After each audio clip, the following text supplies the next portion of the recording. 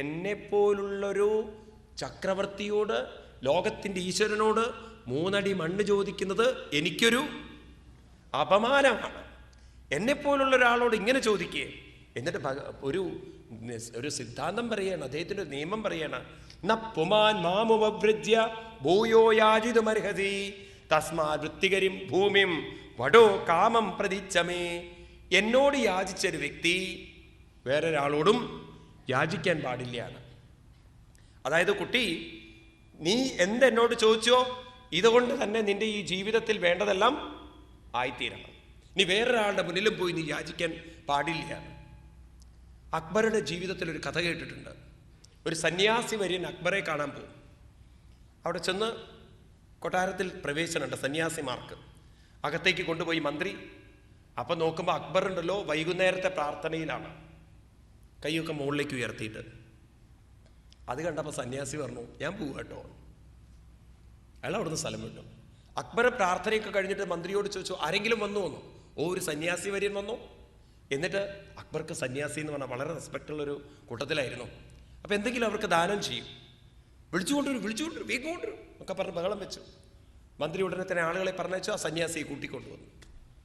സന്യാസി വിളിച്ചു, ക്ഷമിക്കണം, ഞാൻ പ്രാർത്ഥനയിലായിരുന്നു, അങ്ങേക്ക് എന്താവോ ആവശ്യം പറഞ്ഞാലെന്ന്. ഉടനെ സന്യാസി പറയാണ്, ഞാനൊരു ആവശ്യത്തിനാണ് വന്നത്. അപ്പം അങ്ങയുടെ പ്രാർത്ഥനാ മുറിയിലേക്ക് എന്നെ കൊണ്ടുപോയപ്പോൾ ഞാൻ നോക്കുമ്പം അങ്ങിരിക്കുന്നത് ഇങ്ങനെയാണ്. അപ്പം എനിക്ക് തോന്നി, എന്നേക്കാളും വലിയ യാചകനാണ് അങ്ങെങ്കിൽ എന്തിനൊരു യാചകനോട് വേറൊരു യാചകൻ യാചിക്കണം. അപ്പം അങ്ങ് തന്നെ യാചിച്ചിട്ട് കിട്ടുന്നൊരു സാധനം എനിക്ക് തരേണ്ട ആവശ്യമില്ലല്ലോ. അങ്ങ് യാചിക്കുന്നവനോട് ഡയറക്റ്റായിട്ട് യാചിച്ചാൽ പോരെ. ഇതാണ് സത്യം. അതുകൊണ്ട് മഹാബലി പറയുന്നു, എന്നോട് ചോദിച്ചവർ വേറൊരാളോട് ചോദിക്കാൻ പാടില്ല. അപ്പം ചിലരൊക്കെ ഉണ്ടല്ലോ, വലുത് ചോദിച്ചാൽ ചെറുത് തരും. ഇവിടെ മഹാബലിയോട് ചെറുത് ചോദിച്ചിട്ട് മഹാബലി പറയുന്നത് വലുത് ചോദിക്കൂ എന്നാണ്. ചോദിച്ചത് വളരെ ചെറുതായിപ്പോയി എന്നാണ്. പണ്ടൊരു കല്യാണ ബ്രോക്കർ പറഞ്ഞതുപോലെയാണ്. കല്യാണ ബ്രോക്കർ പയ്യനോട് പറഞ്ഞു, പെണ്ണിൻ്റെ അച്ഛനുണ്ടല്ലോ മഹാ കഞ്ചൂസാണ്, പിശുക്കെന്ന് പറഞ്ഞാൽ പിശുക്കൻ തന്നെ. അതുകൊണ്ട് നിനക്ക് വലുത് വേണമെന്നുണ്ടെങ്കിൽ അതിലും വലുത് ചോദിക്കണമെന്ന്, എന്നാലേ അയാൾ തരുള്ളൂ. ഉദാഹരണത്തിനുണ്ടല്ലോ, നിനക്കൊരു കാറ് വേണമെന്നുണ്ടെങ്കിൽ നീ ബസ് ചോദിക്കണം, എന്നാലേ അയാൾ അതൊന്ന് തുടങ്ങുള്ളൂ. ബസ്സിന്ന് തുടങ്ങിയാലേ അയാൾ കാറിൽ എത്തുള്ളൂ. ഇനി നിനക്കൊരു സ്കൂട്ടറാണ് വേണ്ടതെങ്കിൽ നീ കാറ് ചോദിക്കണം. അപ്പം ഇതൊക്കെ ഇങ്ങനെ പറഞ്ഞു കൊടുത്തപ്പോൾ ഇവൻ്റെ തലയിലേക്ക് ഇതങ്ങോട്ട് കയറി. ബ്രോക്കറേയും കൊണ്ട് പെണ്ണ് കാണാൻ പോയി. ഉടനെ തന്നെ പെണ്ണിൻ്റെ അച്ഛൻ ചോദിച്ചു, ഇനിയിപ്പോൾ എന്താവോ എന്ന്. ഇവൻ ഉടനെ പറയണ, എനിക്ക് പെണ്ണിൻ്റെ അമ്മയെ കാണണമെന്ന്. കാരണം ഇവൻ്റെ മനസ്സിൽ പോയത് വലുത് ചോദിച്ചാൽ ചെറുതില്ല. അപ്പം പെണ്ണിനെ കിട്ടണമെങ്കിൽ നോക്കണേ മനസ്സ് പോയത്. ഇതുപോലെ ചെറുതിൽ നിന്ന് വലുത് ചോദിക്കണമെന്ന് മഹാബലിയോട് പറയും. മഹാബലി പറയുന്നു, ഭഗവാനാണെങ്കിൽ എനിക്ക് വലുത് വേണ്ട, ചെറുത് മതി എന്ന് പറയുന്നു. ഇപ്രകാരമൊക്കെ പറഞ്ഞപ്പോൾ ഭഗവാൻ അതിനൊരു മറുപടി കൊടുക്കുകയാണ്. പറയുന്നു, യാവന്തോ വിഷയാ പ്രേഷ്ടാം ത്രിലോക്യാമജിതേന്ദ്രിയം ന ശക്നുവന്തിതേ സർവേ പ്രതിപൂരയിതും നൃപാം. എൻ്റെ മഹാബലി, ത്രിലോകം തന്നെ വിവേകമില്ലാത്തവന് കിട്ടിയാൽ അവൻ്റെ ജീവിതത്തിൽ അവന് സന്തോഷം കണ്ടെത്താൻ സാധ്യമല്ല. വസ്തുവല്ല സന്തോഷം തരുന്നത് മഹാബലി. വസ്തുവിൽ നല്ല സന്തോഷം കിട്ടുന്നത്, പങ്കുവെക്കുന്നതിലാണ് സന്തോഷം കിട്ടുന്നത്. അവനവന് ആവശ്യമില്ലാത്തതിൽ ഉപരി അവനവൻ്റെ കയ്യിലിരുന്നാൽ അത് സുഖത്തേക്കാൾ ഉപരി ദുഃഖമാണ്. അതുകൊണ്ട് മഹാബലി യദൃച്ഛയോപപന്നേന സന്തുഷ്ടോ വർത്തതേ സുഖം നാ സന്തുഷ്ടത്രിബില്ലോകേ അജിതാത്മോപസാദിതേ. പറയണു, യദൃച്ഛയോപപന്നേന സന്തുഷ്ടോ വർത്തതേ സുഖം. എതിർച്ചയാ ഉപപന്നേന, എന്താണോ നമ്മൾ പ്രതീക്ഷിക്കാതെ നമുക്ക് കിട്ടുന്നത് അതിൽ ആർക്ക് സുഖം കണ്ടെത്താൻ സാധിക്കുന്നോ അവനാണ് ശരിക്ക് സന്തുഷ്ടൻ. എന്നാ അസന്തുഷ്ടേ ത്രിബിർലോകെ, തൻ്റെ കയ്യിൽ ത്രിലോകമുണ്ടായിട്ടും അതിൽ സന്തോഷമില്ലാത്തവന് ഈ ജീവിതത്തിൽ ഒരിക്കലും സന്തോഷം കണ്ടെത്താൻ സാധ്യമല്ല. ഭഗവാൻ ശ്രീകൃഷ്ണൻ ദരിദ്രൻ എന്ന് വിളിക്കുന്നത് ആരെയെന്നറിയോ? സാധാരണ നമ്മൾ ദരിദ്രൻ എന്ന് പറയുന്നത് സമ്പത്തില്ലാത്തവരെയാണ്. എന്നാൽ ഭഗവാൻ ദരിദ്രൻ എന്ന് വിളിക്കുന്നത് യഹ അസന്തുഷ്ട സദരിദ്രാന. ആരാണോ ഉള്ളതിൽ സംതൃപ്തിയില്ലാത്തത്, ഓരോ നിമിഷവും സംതൃപ്തിയില്ലാതെ ജീവിക്കുന്നവരൊക്കെ അസന്തുഷ്ടര് തന്നെയാണ്. അവരാണ് ദരിദ്രരെന്ന് പറയുന്നത്. അതുകൊണ്ട് ഇവിടെ പറയുന്നു, അസന്തുഷ്ടിത്രിപിൽ ലോകെ, 3 ലോകങ്ങൾ ഉണ്ടായിട്ടും സന്തുഷ്ടിയില്ലാത്തവൻ എന്നും ദരിദ്രൻ തന്നെയാണ്. അവൻ എവിടെയാണ് സുഖമുള്ളത്? അപ്പൊ ജീവിതം എന്ന് പറയുന്നത് സന്തോഷിക്കണമെങ്കിൽ എന്ത് വേണം? ഓരോ നിമിഷവും നമ്മൾ സന്തോഷം കണ്ടെത്തണം. അതിനെന്ത് വേണം? നമുക്ക് സന്തോഷം കണ്ടെത്താൻ 2 വഴികളുണ്ടെന്ന് പറഞ്ഞു. ഒന്നാമത്തത്, നമ്മുടെ മനസ്സിനെ നമ്മൾ സമർപ്പിക്കണം. ഈ നിമിഷം എന്നെ നിലനിർത്താൻ ഭഗവാൻ ഉണ്ടല്ലോ കൂടെ. ആ ഭഗവാൻ ഉള്ളത് കൊണ്ടല്ലേ എനിക്ക് നിലനിൽപ്പുള്ളത്. ഭഗവാൻ അദ്ദേഹത്തിൻ്റെ സാന്നിധ്യം എന്നിൽ നിലനിർത്തുന്നത് കൊണ്ടാണ്, എന്നിലേക്ക് പങ്കുവെക്കുന്നത് കൊണ്ടാണ് എനിക്ക് നിലനിൽപ്പുള്ളതെങ്കിൽ ഭഗവാൻ എന്നിലേക്ക് പങ്കുവെക്കുന്നത് പോലെ ഞാനും മറ്റുള്ളവർക്ക് പങ്കുവെക്കണം. അപ്പം എന്നിലേക്ക് പങ്കുവെക്കുന്ന ഭഗവാനിലേക്ക് എന്നെ പങ്കുവെച്ചും എന്നെ സമർപ്പിച്ചും, അതുപോലെ തന്നെ മറ്റുള്ളവരോട് എൻ്റെ വാക്കുകളും വസ്തുക്കളും പങ്കുവെച്ചുകൊണ്ട് ഞാൻ ജീവിക്കുകയാണെങ്കിൽ എനിക്ക് സന്തോഷം കണ്ടെത്താൻ സാധിക്കും. ഇതാണ് ഗീതയിൽ ഭഗവാൻ പറയുന്നു, പ്രസാദേ സർവദുഃഖാനാം ഹാനിരസ്യോപജായതേ പ്രസന്നചേതസോ ഹ്യാശു ബുദ്ധി പര്യവതിഷ്ഠതേ. പ്രസാദേ, എന്ത് കിട്ടുമ്പോഴും പ്രസന്നതയോടുകൂടി സ്വീകരിക്കുമ്പോൾ സർവദുഃഖാനാം ഹാനി, അവിടെ എല്ലാ ദുഃഖത്തിനും ഹാനി സംഭവിക്കുന്നു. മനസ്സ് ഉയർന്നു കഴിഞ്ഞാൽ, മനസ്സിന് കൊടുക്കാനുള്ള ഭാവന വന്നാൽ അവിടെ സന്തോഷത്തിന് പിന്നെ എവിടെയും പോകേണ്ടതില്ല. നമ്മളാണെങ്കിൽ ഈ ചെറിയ ചെറിയ ജീവിതത്തിൽ ജീവിച്ചുകൊണ്ടുണ്ടല്ലോ, എടുക്കുന്നതാണ് സുഖമെന്ന് പഠിച്ചു പോയി ഇന്നത്തെ തലമുറ. ഒരു ബ്രാഹ്മണനും അദ്ദേഹത്തിൻ്റെ പുത്രനും കൂടി ഒരു പിറന്നാൾ സദ്യക്ക് പോയി. സദ്യ കഴിച്ചുകൊണ്ടിരിക്കുമ്പോൾ കുട്ടി ഇടയ്ക്കിടയ്ക്ക് ഉരുള കഴിക്കുമ്പോൾ വെള്ളം കുടിക്കാൻ തുടങ്ങി. അച്ഛന് ഭയങ്കര ദേഷ്യം വന്നു. അവിടെ വെച്ചൊരൊറ്റ അടി കൊടുത്തു. അപ്പോൾ കുട്ടി ചോദിച്ചു, എന്തിനാ അച്ഛൻ അടിച്ചതെന്ന്. എടാ, ഇങ്ങനെ ഈ ഉരുള കഴിച്ചാൽ പിന്നെ ചോറ് പോവോ? ഇതുപോലെ ഇനി അടുത്തൊരു സദ്യ തരാമോ എന്ന്. ഇത്ര കേമായിട്ടുള്ള സദ്യ ഇനി അടുത്തൊന്നും കിട്ടാൻ പോണില്ല. അതുകൊണ്ട് ഇത് മാക്സിമം മുതലാക്കണം. കുട്ടിക്ക് ഒരു അടി കൊടുത്തു. കുട്ടിക്ക് വലിയ സങ്കടമായി. വീട്ടിലെത്തി. അച്ഛൻ എന്നാലും അടുത്തത് ശരിയായില്ല പറഞ്ഞു. പിന്നെ സദ്യ കഴിക്കാൻ വേണ്ടി എന്തിനാ നിന്നെ കൊണ്ടുപോയത്? അത് മുതലാക്കണമല്ലേ എന്ന്. ഉടനെ കുട്ടി പറഞ്ഞു, അച്ഛൻ അത് മനസ്സിലാവില്ല, ഞാനാണ് ശരിക്കും മുതലാക്കിയതെന്ന്. എങ്ങനെയാടാ നീ മുതലാക്കുന്നത്? വെള്ളം കുടിച്ച് വയറ് നിറച്ച മുതലാക്കോ? അച്ഛന് കാണിച്ചു തരാം. കുട്ടി ഒരു കുപ്പി ഗ്ലാസ് എടുത്തുകൊണ്ട് വന്നു. അതിൽ നിറയെ മണലങ്ങോട്ട് നിറച്ചു, പാകപ്പെടുത്തി. എന്നിട്ട് അതിലേക്ക് വെള്ളം ഒഴിക്കാൻ തുടങ്ങി. മണലിലേക്ക് വെള്ളം ഒഴിച്ചു കഴിഞ്ഞാലല്ലോ മണലിങ്ങനെ താഴോട്ട് അടിയും.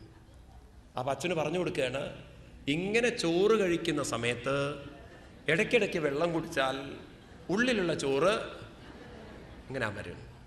ഇത് കണ്ടതും അച്ഛനൊറ്റ അടിയും കൂടി വെച്ചു കൊടുത്തു. അതെന്തിനാ അച്ഛ എപ്പം അടിച്ചതെന്ന്? ഇതപ്പം പറഞ്ഞു തരണ്ടടാ എന്ന്. എനിക്ക് മുതലാക്കാൻ പറ്റുമായിരുന്നില്ലേ കൂടുതൽ? ഇതാണ് ലോകം എന്ന് പറയുന്നത്. അപ്പം ഇങ്ങനെ മനുഷ്യൻ ഇങ്ങോട്ട് കടത്തുന്നതാണ്, ഇങ്ങോട്ട് അനുഭവിക്കുന്നതാണ് സുഖം. സുഖം എന്ന് കരുതി കഴിഞ്ഞാൽ പിന്നെ അവൻ എവിടെയാണ് ജീവിതത്തിൽ സുഖം കണ്ടെത്താൻ പറ്റുന്നത്? ആ കൊടുക്കുന്ന മനസ്സ് വേണ്ടേ? അതുകൊണ്ട് ഒരു സിദ്ധാന്തം കൂടി പറയുന്നു, എതിർച്ചാലാപ സന്തുഷ്ട്യ തേജോ വിപ്രസ്യ വർദ്ധതേ തൽ പ്രശാമ്യത സന്തോഷാൽ അംബസേവാ ശുശിക്ഷിണി. എതിർച്ചാലാപസന്തുഷ്ട, ആർക്കാണോ ഉള്ളതിൽ സന്തോഷവും കൊടുക്കാനുള്ള സന്തോഷവും അവൻ്റെ തേജസ്, അവൻ്റെ സുഖം വർദ്ധതേ, അവൻ്റെ സുഖം വർദ്ധിച്ചു വരുന്നു. അപ്പം ആരുടെ സുഖമാണ് വർദ്ധിക്കുന്നത്? ഒരു വശത്ത് തൻ്റെ മനസ്സിനെ ഭഗവാനിലും സമർപ്പിക്കണം, പങ്കുവെക്കണം. ഉള്ളത് മറ്റുള്ളവർക്ക് വാക്കും പ്രവൃത്തിയും പങ്കുവെക്കാനുള്ള മനസ്സാർക്കുണ്ടോ അവരുടെ സുഖം വർദ്ധിച്ചു വർദ്ധിച്ചു വരുന്നു. അപ്പോൾ ഒരാൾക്ക് സുഖമില്ലാതെ പറഞ്ഞു കഴിഞ്ഞാൽ എന്ത് മനസ്സിലാക്കണം? പങ്കുവെക്കുന്ന സ്വഭാവം ഇല്ലാതർത്ഥം. ആ പങ്കുവെക്കുന്ന സ്വഭാവം ആർക്കുണ്ടോ അവരുടെയൊക്കെ ജീവിതത്തിൽ സുഖം കാണാൻ സാധിക്കും. അതുകൊണ്ട് മഹാബലി തസ്മാൽ ത്രീണി പദാന്യേവ വൃണേതുൽവരശബൽ ഏതാവദൈവ സിദ്ധോഹം വിത്തം യാവൽ പ്രയോജനം. അതുകൊണ്ട് മഹാബലി, എനിക്ക് ഈ 3 അടിയല്ലാതെ വേറൊന്നും എനിക്ക് ആവശ്യമില്ല, ഞാൻ വളരെ സന്തുഷ്ടനാണ്, സംതൃപ്തനാണ്. ഇത് കേട്ടപ്പോൾ മഹാബലി പറയാണ്, ഉയരമില്ലെങ്കിലും വിവരമുണ്ട് കേട്ടോ കുട്ടിക്ക് എന്ന്. ചിലർക്കാണെങ്കിൽ വിവരമേ ഉള്ളൂ, അത് കുട്ടിയുടെ കാര്യത്തിൽ. ചിലർക്ക് വിവരമില്ലെങ്കിൽ ഉയരം നല്ലോണമുണ്ട്, കേമൻ തന്നെയാണ് കുട്ടി. ഇത് കേട്ടതും ഉടനെ തന്നെ മഹാബലി തൻ്റെ ഭാര്യയുടെ മുഖത്തേക്ക് നോക്കി. മഹാബലിയുടെ ഭാര്യയുടെ പേരായിരുന്നു വിന്ധ്യാവലി. എന്താണ്? ഉടനെ വിന്ധ്യാവലി വെള്ളം കൊണ്ടുവന്നു. ഇത്യുക്തസ്സ അസന്നാഹവാഞ്ചത പ്രതിഗൃഹ്യതാം വാമനായ മഹിംദാതും ജഗ്രാഹ ജലപാചനം. ഇന്നാണെങ്കിൽ കിണ്ടിയിലാണല്ലോ വെള്ളം കൊണ്ടുവരിക. അവർ പാത്രത്തിൽ വെള്ളമൊക്കെ കൊണ്ടുവന്നു. അപ്പം പൂവും വെള്ളവും അരിയും ചേർത്ത് സങ്കല്പത്തോടു കൂടി കൊടുക്കണം. എന്താണോ കുട്ടി ചോദിച്ചത് അത് ഞാൻ സമർപ്പിച്ചിരിക്കുന്നു. അപ്പം ആദ്യം പ്രതീകാത്മക സമർപ്പണം, പിന്നീട് വസ്തു കൈമാറ്റം. അങ്ങനെ ആ സമർപ്പണം ചെയ്യാൻ വേണ്ടിയിട്ട് വെള്ളം കയ്യിലെടുത്തതും ആ സമയത്ത് ശുക്രാചാര്യർ പറയാണ്, അരുതരുതരുതരുതേ അരുതേ എന്ന് തടഞ്ഞു കളഞ്ഞു. അപ്പം മഹാബലി നോക്കി ശുക്രാചാര്യരുടെ മുഖത്തേക്ക്. ശുക്രാചാര്യ പറയാണ്, എൻ്റെ ഈശ്വര, ഈ വന്നിരിക്കുന്ന സാധനം ഉണ്ടല്ലോ, കടുക് മണി പോലെ ഇത്രയുണ്ടെങ്കിലും സാക്ഷാൽ മഹാവിഷ്ണു എൻ്റെ ജ്ഞാന കണ്ണുകൊണ്ട് ഞാൻ കാണുകയാണ്. ഇദ്ദേഹം നിന്റെ സർവ്വ ഐശ്വര്യങ്ങളും പറ്റിക്കാൻ വന്നതാണ്. ഇപ്പോഴുണ്ടല്ലോ ചെറിയൊരു സ്കെയിൽ പോലെ ഇരിക്കുന്ന കാലുണ്ടല്ലോ, ഇനി അങ്ങോട്ട് മാറും. ഇത് സൈസ് മാറുന്ന കാലാണ്, വിശ്വസിക്കാൻ പാടില്ല. ഇത് മഹാബലി, ഇത് വാമനൻ എന്ന് പറഞ്ഞ കുട്ടിയല്ല, ബ്രാഹ്മണ കുട്ടിയല്ല, ഋഷിപുത്രനല്ല, സാക്ഷാൽ യേശ വൈരോചനേ സാക്ഷാൽ ഭഗവാൻ വിഷ്ണുരവ്യാം കശ്യപാലതിതേർജാതോ ദേവാനം കാര്യസാധ്യത. ഇത് ദേവന്മാർക്ക് കാര്യസാധ്യം ചെയ്തു കൊടുക്കാൻ വേണ്ടി വന്ന ഭഗവാൻ വിഷ്ണു അവ്യയ, എല്ലാവരിലും നിറഞ്ഞിരിക്കുന്ന വിഷ്ണു തന്നെയാണെന്ന് ആര് പറഞ്ഞു കൊടുക്കേണ്ടത്? ശുക്രാചാര്യർ. നോക്കണേ, ശുക്രാചാര്യര് അസുരഗുരുവായിരിക്കുമ്പോഴും അദ്ദേഹത്തിൻ്റെ ജ്ഞാനദൃഷ്ടിയിൽ ഈ കുട്ടിയെ ആരായി കാണുന്നുണ്ട്? മഹാവിഷ്ണുവായി കാണുന്നുണ്ട്. എന്നിട്ട് പറഞ്ഞു, യേശതേ സ്ഥാനമൈശ്വര്യം ശ്രിയം തേജോ യശശ്രുതം ദാസ്യതി ആശ്ചിത്യ ചക്രായ മായാമാണവകോ ഹരി. നിന്റെ സ്ഥാനം, നിന്റെ ഐശ്വര്യം, നിന്റെ ശ്രീ, നിന്റെ തേജസ്, നിന്റെ യശസ് ഇതെല്ലാം നിന്നിൽ നിന്ന് അപകരിച്ച് ശക്രായ ഇന്ദ്രന് കൊടുക്കാൻ വേണ്ടി വന്നിരിക്കുകയാണ്. ത്രിവിക്രമേരിമാൻ ലോകൻ വിശ്വാക്കായ ക്രമിശ്യതി. നീ കാണുന്ന പോലെയല്ല കാര്യം. ഈ കാലൊരു പോക്ക് പോവും, ലോകം മുഴുവൻ അത് പരന്ന് വ്യാപരിച്ച് സർവം സംവിഷ്ണവേദത്വാ മൂഢവർത്യശ്യസി കഥം. എല്ലാം നീ വിഷ്ണുവിന് കൊടുത്തിട്ട് നീ എങ്ങനെ ജീവിക്കാൻ പോണോ? മൂഢനായി ജീവിക്കാൻ പോകുന്നു, അവിവേകിയായിട്ടിരിക്കുന്നു. ഇനി ഇദ്ദേഹത്തിന്റെ കാലം എനിക്ക് മനസ്സിലാവുന്നുണ്ട്. ക്രമദോഗം പതൈകേന ദ്വിതീയേന ദിവം വിഭോ ഖം ചകായേന മഹതാം താർത്തീയസ്യ കുതോ ഗതി.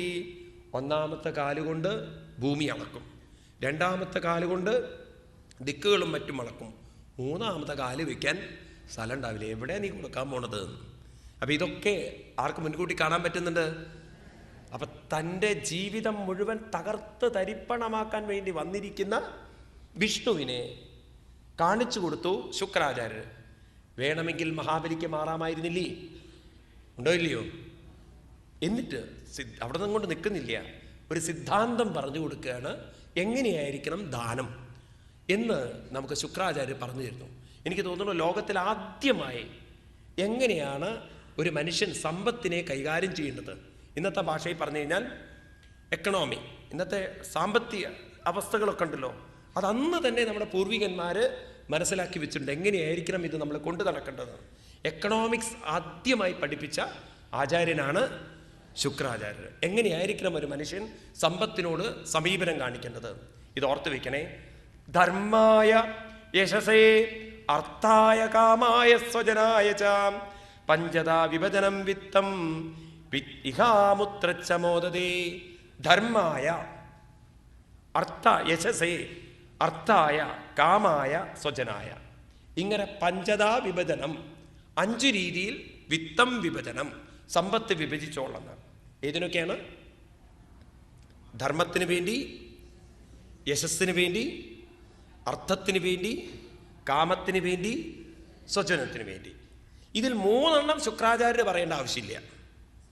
കാമായ, കാമം എന്ന് പറഞ്ഞാൽ അപ്പന അവനവൻ്റെ ആവശ്യത്തിന്.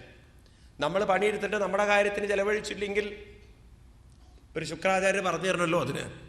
അതെല്ലാവർക്കും അറിയുന്ന കാര്യമാണ്. അവനവന് വേണ്ടി ചെലവഴിക്കണം. സ്വജനായ, കുടുംബത്തിന് ചെലവഴിക്കണം. കല്യാണം കഴിഞ്ഞ ഭാര്യയും മക്കളുണ്ടെങ്കിൽ പണം കൊടുക്കാണ്ടിരിക്കാൻ പറ്റുമോ?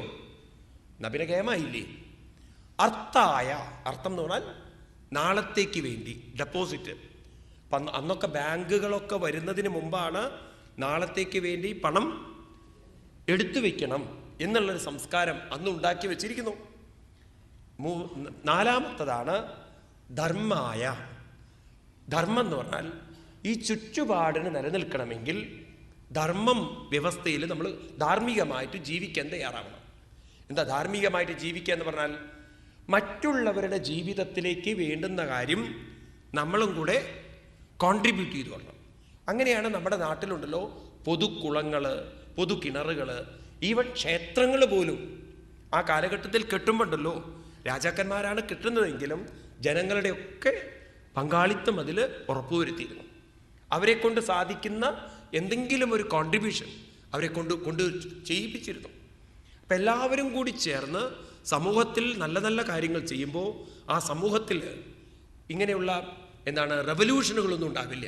ഏത് തരത്തിലുള്ള ഉള്ളവൻ ഇല്ലാത്തവൻ എന്നുള്ള വ്യത്യാസം ഉണ്ടാവില്ല. ഇല്ലാത്തവൻ ഉള്ളവനോടൊരിക്കലും പ്രശ്നങ്ങൾ ഉണ്ടാക്കില്ല. അപ്പം ആ കാലഘട്ടം അങ്ങനെയാണ് യോജിപ്പോട് കൂടിയിട്ട് കൊണ്ടു നടന്നത്. ഞാൻ ഈ പറയുന്നത് വളരെ ശ്രദ്ധിക്കണേ. ഒരു രാഷ്ട്രത്തിൻ്റെ നിലനിൽപ്പെന്ന് പറയുമ്പോൾ അവിടെ ഉള്ളവൻ ഇല്ലാത്തവനോട് പങ്കുവെച്ചിരിക്കണം. എല്ലാവർക്കും ഒരുപോലെ ഉൽപ്പാദിപ്പിക്കാൻ സാധ്യമല്ല. എല്ലാവർക്കും ഒരേ ബുദ്ധിശക്തിയില്ല, ഉണ്ടോ? എല്ലാവർക്കും ഒരേ കഴിവില്ല, ഉണ്ടോ? എല്ലാവർക്കും ഒരേ സാമർഥ്യമില്ല, ഉണ്ടോ? അപ്പോൾ ഉള്ളവൻ എന്ത് ചെയ്യണം? ഇല്ലാത്തവനെ പങ്കുവെക്കുമ്പോൾ ഇല്ലാത്തവൻ ഒരിക്കലും ഉള്ളവനോട് വിരോധവും വിദ്വേഷവും ഉണ്ടാവില്ല. നിങ്ങൾ നോക്കൂ എങ്ങനെയാണ് ലോകത്തിൽ കമ്മ്യൂണിസം ഒക്കെ വന്നിരിക്കുന്നതെന്ന്. സോഷ്യലിസം എന്നുള്ള ഈ കമ്മ്യൂണിസം വരാൻ കാരണം ഉള്ളവൻ ഇല്ലാത്തവനോട് പങ്കുവെക്കാത്ത ജീവിതം കൊണ്ട് നടക്കുമ്പോഴാണ്. ഭാരതത്തിൽ അങ്ങനെയുള്ളൊരു ബ്ലഡ് റെവല്യൂഷൻ വരാത്തതിന് കാരണം ഇവിടെ പണ്ട് തന്നെ ദാന സംസ്കാരം നല്ലവണ്ണം ഉണ്ടായിരുന്നു.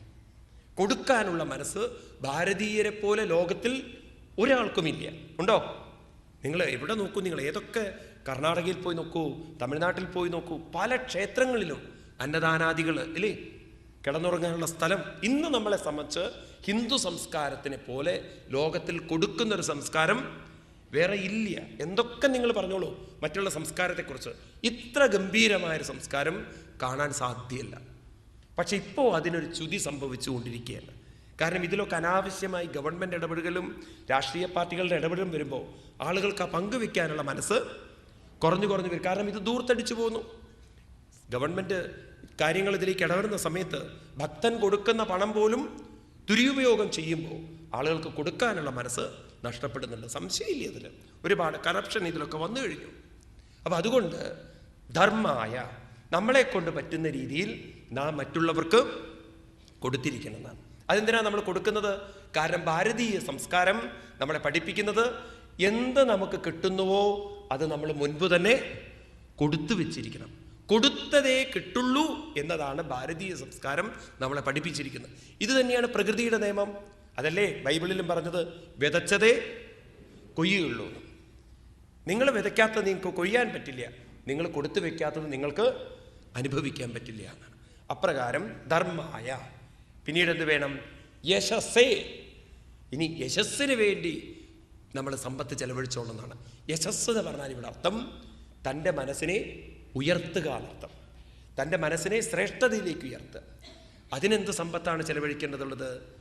അതിന് നമ്മൾ സമ്പത്ത് ചെലവഴിക്കേണ്ടത് ആധ്യാത്മികമായി ഉയരാൻ എന്തൊക്കെ തരത്തിൽ പഠിക്കേണ്ടതുണ്ടോ, മനസ്സിലാക്കേണ്ടതുണ്ടോ, തീർത്ഥാടനങ്ങൾ ചെയ്യേണ്ടതുണ്ടോ, അതൊക്കെ ചെയ്തുകൊണ്ട് നാം നമ്മുടെ മനസ്സിനെ ഉയർത്തിക്കൊള്ളണം. നമ്മുടെ ഋഷീശ്വരന്മാർ അവസാനം നമ്മളോട് പറയുന്നത്, നാം സമ്പാദിക്കുന്നതെല്ലാം അവസാനം ഇവിടെ ഇട്ടിട്ട് പോകണം. ധനാനി ഗേഹേ പശവശ്ച ഗോഷ്ഠേ ഭാര്യാഗൃഹദ്വാരി സ്വജനം ശ്മശാനേ ദേഹശ്ചിതായം പരലോകമാർഗേ ധർമാനുഗോ ഗച്ഛതി ജീവയേക. ധനാനി ഗേഹേ, സമ്പത്ത് മുഴുവൻ വീട്ടിലോ ബാങ്കിലോ ഇട്ട് കൊണ്ടുവേണം. ധനാനി ഗേഹേ പശവശ്ച ഗോഷ്ഠേ. അന്ന് പശുക്കളായിരുന്നു. ഞാൻ പറഞ്ഞു നിങ്ങളോട് ഈ ശ്ലോകം ഒരിക്കൽ. അന്ന് പശുക്കളായിരുന്നു. ഇന്ന് വീട്ടിൽ പശുക്കളില്ല. ഇന്ന് വീട്ടിലുള്ളത് പശുവിൻ്റെ പാലൊക്കെ കൊണ്ടുവയ്ക്കുന്നത്, പാക്കറ്റ് പാലൊക്കെ കൊണ്ടുവയ്ക്കുന്നത് എവിടെയാണ്? ഫ്രിഡ്ജിലാണ്. അപ്പം ഇന്ന് നമ്മുടെ വീട്ടിൽ പശു എന്ന് പറയുന്നത് ഫ്രിഡ്ജുകളാണ്. അപ്പം നമുക്ക് മന്ത്രം മാറ്റേണ്ടിയിരിക്കണോ? ഫ്രിഡ്ജശ്ച ഘോഷ്ടേ. കാരണം ഫ്രിഡ്ജുകളൊക്കെ വീട്ടിലിരിക്കും. അന്ന് പശുക്കളായതുകൊണ്ട് പശു എന്നുള്ള മന്ത്രം ഉപയോഗിച്ചു. ഇനി ഭാര്യയാണെങ്കിലോ ഗൃഹദ്വാരി, കൂടെ വരില്ല, വീടിൻ്റെ പടി വരെ വരും. മക്കളൊക്കെ ആണെങ്കിലോ ശ്മശാനേ, അവിടെ വരും. ശ്മശാനത്തിലേക്ക് വരുമ്പോഴും വാച്ച് നോക്കിക്കൊണ്ടിരിക്കും എപ്പോഴാണ് കത്തിത്തീരുക എന്നുള്ളത്. കാരണം എന്നിട്ട് വേണം അവർക്ക് പോവാൻ. ഇനി ഈ മനസ്സോ ധർമാനുഗോ ഗച്ഛതി ജീവയേകേ. എന്താണ് ഇവിടെ ചെയ്തിട്ടുള്ളത്? പുണ്യങ്ങളും പാപങ്ങളും കണക്ക് കൂട്ടിക്കൊണ്ട് അതിനിവിടുന്ന് പോവേണ്ടതുണ്ട് പറയാണ്. അപ്പം നമ്മൾ ഇവിടുന്ന് തന്നെ നമ്മുടെ മനസ്സിനെ ഉയർത്തിക്കൊള്ളണം. അങ്ങനെ ഉയർത്തുന്നതിനെയാണ് എന്ത് പറയുക? യശസ് എന്ന് പറയുക. അതാണ് ഭാരതത്തിൽ ജ്ഞാനയജ്ഞങ്ങൾ വരാൻ കാരണം. എല്ലാവരും കൂടെ ചേർന്ന് പണം പങ്കിട്ടെടുത്ത് അങ്ങനെ ആ ഒരു സംസ്കാരം ഭാരതത്തിൽ പ്രചരിച്ചത് ഈ ഒരു കാര്യത്തിന് വേണ്ടിയിട്ടാണ്, ഓരോരുത്തരുടെയും ആത്മീയമായ ഉന്നതിക്ക് വേണ്ടിയിട്ട്. അപ്പം 5 കാര്യങ്ങൾ നമുക്ക് വേണം. ഒന്നാമത്തത് അവനവൻ്റെ ഫിസിക്കൽ കാര്യം, രണ്ടാമത് കുടുംബകാര്യം, മൂന്നാമത്തത് നാളത്തേക്ക് വേണ്ടത്, നാലാമത്തത് സൊസൈറ്റി, അഞ്ചാമത്തത് അവനവൻ്റെ സ്പിരിച്വലായിട്ടുള്ള ഉന്നതിക്ക് വേണ്ടിയിട്ട്. ഇതിനെയാണ് പങ്കുവെക്കുന്ന സംസ്കാരം. നോക്കൂ, അന്നതുള്ളത് കൊണ്ടല്ലേ എഴുതി വച്ചിരിക്കുന്നത്. ആ പങ്കുവെക്കുന്ന സംസ്കാരം നമുക്ക് കുറഞ്ഞു വരുമ്പോൾ സുഖത്തേക്കാളുപരി ദുഃഖവും ഉയർച്ചയേക്കാളുപരി താഴ്ചയും വരികയാണ്. ഒരിക്കലൊരു ഉറുമ്പും ആനയും തമ്മിൽ ഒരു ചർച്ച. ഉറുമ്പ് പറയാണ്, നീയൊക്കെടാ കണ്ടുപഠിക്കൂ എന്നെ, ഞങ്ങളെ കണ്ടുപിടിക്കൂ. എന്താ നിങ്ങളെ കണ്ടുപിടിക്കാനുള്ളത്? കാണിച്ചു കൊടുത്തു, വലിയൊരു കൂന കാണിച്ചു കൊടുത്തു. ഞങ്ങളുണ്ടല്ലോ വേനൽക്കാലത്ത് ആഹാരമൊക്കെ കൂട്ടി വയ്ക്കുകയാണ്. എന്തിനു വേണ്ടി? മഴക്കാലത്ത് ഉപയോഗിക്കാൻ വേണ്ടിയിട്ട്. നിങ്ങൾക്ക് അങ്ങനെ എടുത്തു വെക്കുന്ന